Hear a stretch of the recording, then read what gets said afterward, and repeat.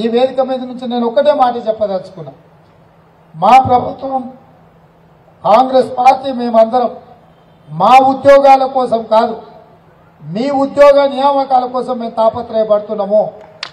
మిమ్మల్ని నిజమైన కార్మికుల్ని నిజమైన నిరుద్యోగుల్ని వాళ్ళ ఉద్యోగ నియామకాలలో వాళ్ళని నియమించినప్పుడే నిజమైన ఇందిరమ్మ రాజ్యం వచ్చినట్టు ప్రజలు ఎన్నుకున్న ప్రభుత్వం ఏర్పడ్డట్టు అని మేము భావించినాం. కాబట్టి వచ్చిన ఎంబడే స్టాఫ్ నర్స్ పోస్టులు 6,956 నియామకాలు ఎల్బీ స్టేడియంలో ఆడబిడ్డలందరికీ ఉద్యోగాలు ఇచ్చినాం.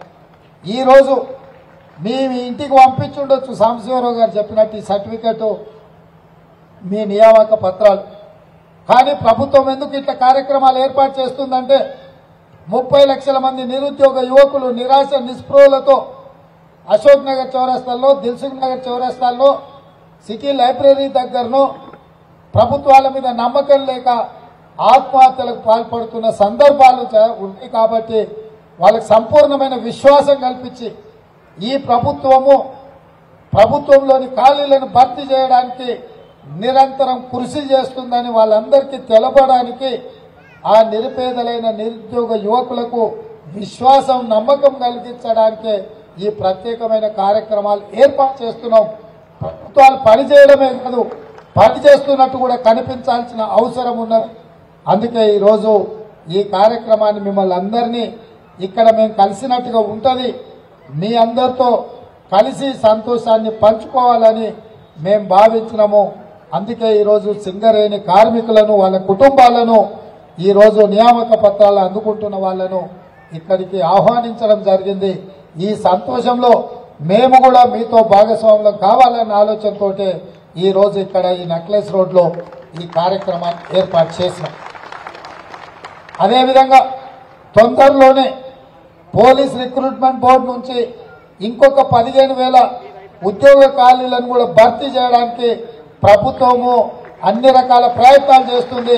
రాబోయే 15 రోజుల్లో ఎంత తొందరగా వీలైతే అంత తొందరగా 15,000 పోలీసు ఉద్యోగ నియామకాలు కూడా ఈ ప్రభుత్వం చేపట్టబోతుంది. గతంలో ప్రశ్నాపత్రాలు జిరాక్స్ సెంటర్లలో పల్లి బఠానీలలాగా అమ్ముకున్న విధానాన్ని రద్దు చేసి తెలంగాణ పబ్లిక్ సర్వీస్ కమిషన్ని ఈరోజు తిరిగి కొత్తగా నియమించి గ్రూప్ 1 పరీక్షలకు కూడా గతంలో ఇచ్చిన ఖాళీలు ఆనాటి ప్రభుత్వం నిర్వహించిన పరీక్షలు లోపభూయిష్టంగా ఉండి హైకోర్టులో 2 సార్లు రద్దయినాయి. ఈరోజు కోర్టే ఆదేశించింది గ్రూప్ 1 పరీక్షల్ని రద్దు చేయమని. ఇంకా కొన్ని దాదాపుగా 60 ఖాళీలు అదనంగా, అంతే కదా శేష్ గారు, 64 అదనంగా ఏర్పడ్డ ఖాళీలను కూడా కలిపి ఈరోజు కొత్త నోటిఫికేషన్ ఇచ్చి గ్రూప్ 1 పరీక్షల్ని మళ్ళీ నిర్వహించాలని నిర్ణయం తీసుకున్నాం. అదేవిధంగా పరీక్షల వల్ల ఆలస్యమయ్యి వాళ్ళ వయసు కూడా కొంతమందికి అవకాశాలు కోల్పోతారని 2 సంవత్సరాలు ప్రత్యేకంగా వయసు మినహాయింపునిచ్చి వాళ్ళందరికీ కూడా పరీక్షలో పాల్గొనే విధంగా అవకాశాలు కల్పించి ఈరోజు రాష్ట్ర ప్రభుత్వం నిర్ణయం తీసుకున్నది. తొందరలోనే గ్రూప్ 1 పరీక్షలకు నోటిఫికేషన్ వస్తుంది. గ్రూప్ 1 ఉద్యోగ నియామకాలు చేపట్టడానికి ఈ ప్రభుత్వము నిరంతరం ప్రయత్నం చేస్తూనే ఉంటుంది. అందుకే మిత్రులారా, ఈ వేదిక మీద నుంచి తెలంగాణ రాష్ట్రంలో ఉన్న నిరుద్యోగ యువకులకు నేను నమ్మకం, విశ్వాసం కల్పిస్తున్న తక్షణమే పబ్లిక్ సర్వీస్ కమిషన్ ద్వారా, సింగరేణి బోర్డు ద్వారా, విద్యుత్ బోర్డు ద్వారా, పోలీస్ రిక్రూట్మెంట్ బోర్డు ద్వారా, వైద్య విధాన పరిషత్ బోర్డు ద్వారా ఎన్ని ఖాళీలు ఉన్నాయో అన్ని ఖాళీల నియామకాలు చేపట్టడానికి యుద్ధ ప్రాతిపదికన ఈ ప్రభుత్వం చర్యలు చేపడుతుంది. అందుకే మీరు పోటీ పరీక్షలకు మీరు తయారవ్వండి.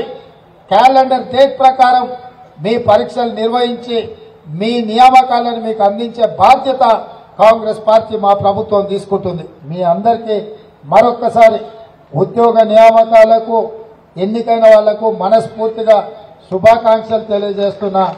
ఎందుకంటే ఒక కుటుంబంలో ఉన్న 4 ఉద్యోగాలు మీరు ఊడగొడితే మీకు 441 మందికి ఇవాళ ఉద్యోగాలు వచ్చినాయి. ఇది ఇక్కడ ఆగదు.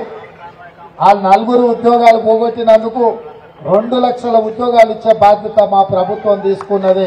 తప్పకుండా రాబోయే రోజుల్లో ప్రభుత్వంలో ఉన్న ఖాళీలను 2 లక్షల ఉద్యోగాల నియామకాలను చేపడతాం.